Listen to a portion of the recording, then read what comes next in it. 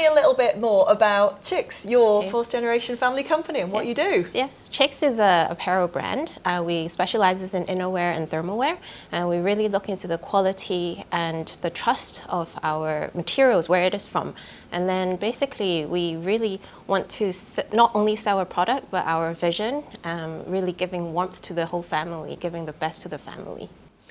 And do you think that at the moment the commerce environment is difficult, and how are you sort of negotiating that? It's interesting. A lot of people say, oh, it's actually really difficult right now, but we actually see opportunities out there because the consumer behavior is changing a lot. So there is speculation of growth, year-on-year growth until 2024 is 13% each year. So which is really good because the e-commerce doesn't have a lot of rent, and also the salary, like less people and things like that. So it's really good market out there. So you feel it is actually a healthy environment? Yes, definitely. Not only locally, but globally as well. So we are trying to connect our local customers as well as the global customers right now. So it's opportunity out there, yeah. Opportunities. Now, other opportunities could be, you're saying you're quite a traditional company. So where do you look for innovation and to develop your products? We actually go to different fairs in different countries. Sometimes we will go to Switzerland, and then we'll go to Paris. So we actually look into the forefront of what is trending, and then we will localize it. So, yeah. So are there any specific projects that you're working on at the moment that you'd like to tell us about? Yes, recently we've been partnering with WWF, where we applied the blockchain technology into our supply chain. So we picked a specific collection called Silky Touch, and it's by the fabric called Tencel Model. So we trace from the raw material to the whole supply chain to the finished product. So this created a really good traceability, transparency for the consumers, so they know where exactly things are coming from. So this is a really interesting pilot project. It's about the sustainability, the traceability. It's not there yet for the Hong Kong consumers, but I think it's really good how we went one step ahead of others to try this out. So what has that revealed, and what has that made you rethink? We rethink how important it is to know our whole supply chain, and then where the material is from, and that ensured our quality. And it's really giving the consumer the opportunity to know where things are and how it's made, and so they are actually, they will treasure our clothing more. And do you think that it helps to inspire loyalty? Because obviously, as a fourth generation business, you must have people who come back year upon year, and new generations of their families who come to buy your products. Yes, I think it helps on the innovation side. It will basically, it's amazing. Like 3 generations will be wearing our things. So it will be the grandma giving the daughter, and the daughter's like, oh, my mom used to buy things for me from this brand, and they will give to their kids. So I think it's the keep on innovations, and the digitalization help us not getting outdated, so the new generation won't repel us. It is really just that. Just keep on going. Keep on going and inspiring that loyalty. Yeah. Now, getting on to a slightly different topic, you're obviously a female business leader. Do you think you faced any specific challenges in getting to where you are nowadays? We are really lucky in the sense that our company doesn't have that challenge, because my grandma was a female leader when my grandpa passed. So in the 70s, it's even more difficult.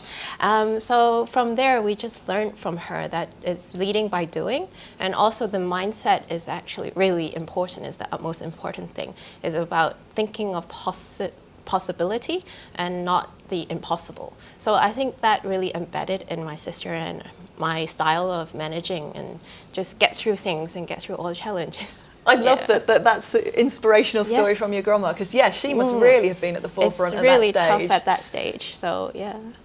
So what top tips would you give to women who are starting out? You were obviously quite lucky there. Yes. Other women might not have that sort of, family background that they can look to. What can they do? I think it's really on the passion. Hold on to your passion and what you believe in. And this is when we translate it to our colleagues, this is where we gel the whole company together, where they understand my passion, where they understand my belief, and they will go in the same direction. And I would not probably give this advice when I'm a few years younger, but it's really mental and physical health is really important, because without that, you can't really make the best decisions, and you can't really go as fast as you want to. So mental and physical health is actually more important, and a lot of women neglect that. Yeah. And I think that's very specifically important at this particular moment in time. You know, a lot of people have been facing issues with the coronavirus and the lockdown and changes to their lifestyle. So you're continuing to focus on that. What do you do for yourself to help upkeep your mental and physical well-being? I do mindfulness and meditation. Try to do exercise as whenever I can. I think yoga will be something that I'm not good at it, or I don't do it often, but practicing just bit by bit, and it's really good. Like even 10 minutes a day is good. Yeah. Great. Now, what are the challenges that you see ahead? What's the biggest thing on the horizon that you're thinking? What? The challenge is the unknown. It's really don't know what's happening locally and globally as well. So with us and our colleagues, we keep on saying, okay, whatever comes, we will face it, and step by step, we will just jump over all the challenges together. I think it's really the unknown.